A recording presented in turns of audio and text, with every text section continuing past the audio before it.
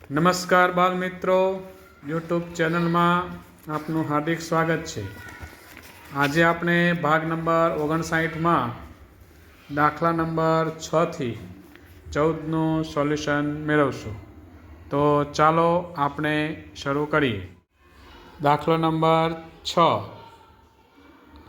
એક જ લાઇનમાં એકબીજાને અડીને આવેલા 5 મકાનોને કેટલી સંયુક્ત દિવાલો હોય?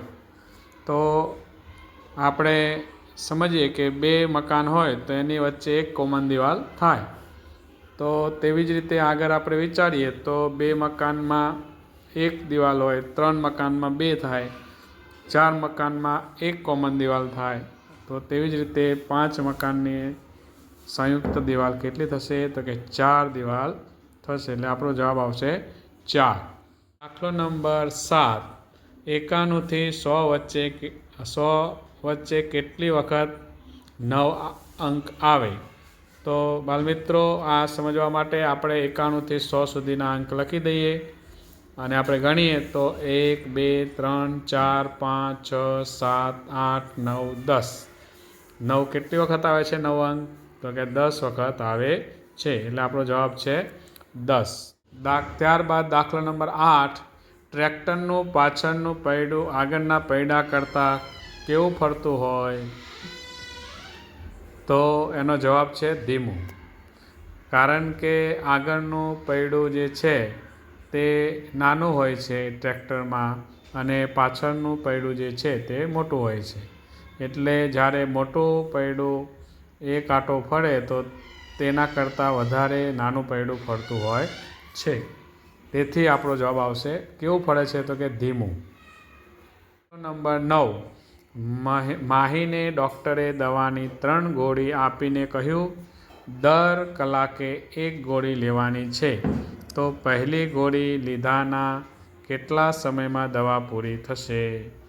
તો સમજો કે 3 ગોળી છે તો દર કલાકે લેવાની છે। તો પહેલા કલાકે લેશે તો પહેલા કલાક પછીના કલાકમાં 2 કલાક થાય પછી તે દવા પૂરી થાય। 3 ગોળી હોય તો પહેલા કલાકમાં તો 1 ગોળી લીધી, પછીનો 1 અને એના પછીનો 1, એટલે 2 કલાકમાં દવા પૂરી થશે।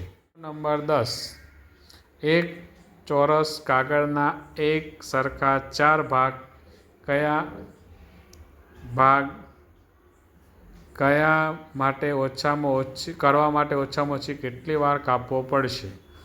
તો આપણે આગળ પાઇપની નો દાખલો આપણે જોયો તો તેવી જ રીતે આપણે જોઈએ તો ચોરસ કાગળ હોય તો એને એક સરખા 4 ભાગ કરવા છે તો એને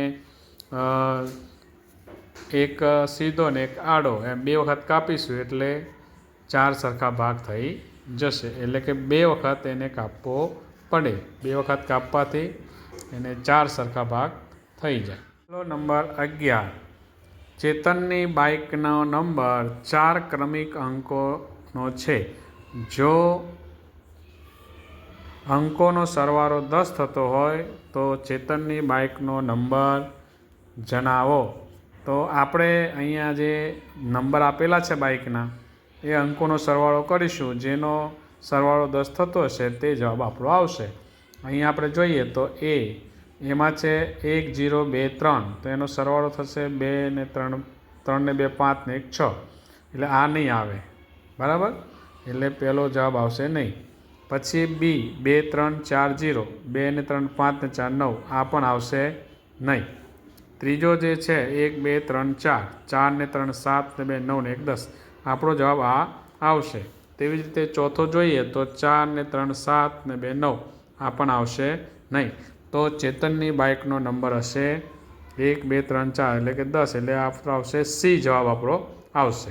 દાખલો નંબર 12, રોહિત તેની કારનું સ્ટિયરિંગ પકડીને બેઠો છે તો કારમાં કઈ બાજુએ બેઠો હશે? તો સ્વાભાવિક છે ડ્રાઈવર સાઈડ જમણી બાજુ આવે, તો રોહિત બેઠો હશે જમણી સાઈડ, એટલે આપણો જવાબ આવશે જમણી સાઈડ।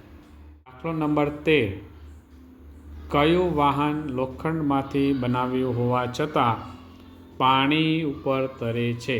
હવે આમાં તો ઘણા બધા વાહન હોઈ શકે, એટલે અહીંયા આપણે જે આપેલા છે વાહનો, એમાંથી એક જવાબ આવશે. સમજો કે હોડી, તો હોડી જે છે તે કહેવાય કે લોખંડમાંથી બનાવી હોવા છતાં પાણીમાં તરે છે. પણ હોડી જે છે તે શેની હોય? લાકડાની. તેવી જ રીતે વહાણ, સ્ટીમર અને એક પણ નહીં. તો આમાં આપણો જવાબ શું આવશે? તો કે સ્ટીમર. સી જવાબ આવશે આપણો. સ્ટીમર જે છે તે લોખંડમાંથી બનાવેલી હોવા છતાં પાણી ઉપર તરે છે. વાહન પણ બાળમિત્રો જોઈએ તો લાકડાનું મોટાભાગે હોય છે. તેવી જ રીતે હોડી પણ લાકડાની હોય છે. અને એક પણ નહીં, એટલે જવાબ આવશે નહીં. સ્ટીમર આપણો જવાબ સાચો છે. નંબર 14, 1 થી 100 સુધીમાં એકી સંખ્યાઓ કેટલી છે? હવે આમાં આપણે એકી સંખ્યા શોધવા માટે આપણને ખબર જ છે, એકી સંખ્યા, બેકી સંખ્યા, એક છોડીને બીજી સંખ્યા લઈએ તો એકી સંખ્યા આવે. જેમ કે અહીંયા 1 થી 100 સુધીના અંકો તમારી સરળતા માટે લખ્યા છે.